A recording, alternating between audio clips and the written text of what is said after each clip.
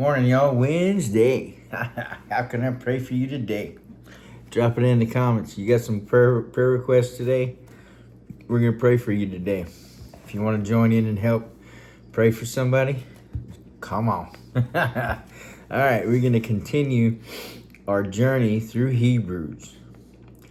We're in Hebrews 11, verse 8 through 16. Come on, y'all. By faith, Abraham obeyed when he was called to go out to the place that he was to receive an inheritance. And he went out, not knowing where he was going. By faith, he went to live in the land of promise, as in a foreign land, living in tents with Isaac and Jacob, heirs with him of the same promise. For he was looking forward to the city that has foundations, whose designer and builder is God. By faith, Sarah herself received power to conceive, even when she was past the age, since she considered him faithful who had promised. Therefore, from one man and him as good as dead, were born descendants as many as stars of heaven, and as many as the innumerable grains of sand by the seashore. These all died in faith, not having received the things promised, but having seen them and greeted them by afar, and having acknowledged that they were strangers and exiles on the earth. For people who speak thus make it clear that they are seeking a homeland.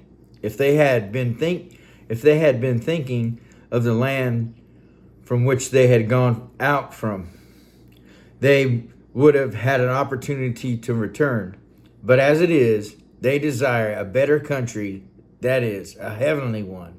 Therefore, God is not ashamed to be called their God, for he has prepared for them a city. Come on, man. Abraham knew that the earthly promised land was not the end of his journey of faith. Rather, God's promise pointed beyond everything on earth to the heavenly city that God has prepared for his faithful servants. Abraham serves as an example for all God's people, reminding us that we are only traveling through this world on our way to God's city and his home for us in heaven. We are not to look for unending security in this present life, or be attached to this present world. We must consider ourselves as strangers and exiles on earth. This is not our homeland. The end of our journey will be a better country, the heavenly Jerusalem, and the city that is to come. Come on, man.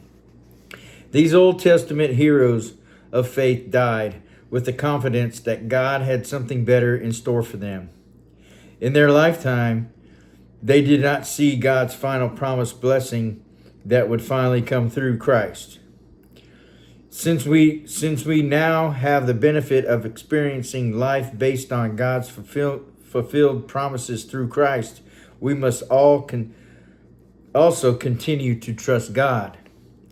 And even when we do not see all of God's promises fulfilled in our lives, the faith that God approves of us, the faith that God approves of is faith that is able to surrender God's promises back to him with the confidence that he will fulfill them according to his timing, plans, and purposes.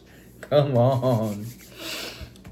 So check this out. Those who honor God by living as sojourners and exiles, and by desiring and pursuing a better country, will be honored by God, who will call himself their God. He will not be ashamed to acknowledge them as his very own children. Come on, man. Woo. That's powerful. By faith, y'all. Look, check it out. Hebrews is awesome. Awesome book of faith. Y'all have a blessed day. How can I pray for you today? If you got some prayer requests, drop them, man. We want to pray for each other today. Lift each other up. Build each other up. Be there for one another. Love y'all. Love one another. Hey, go tell someone about Jesus. Love y'all.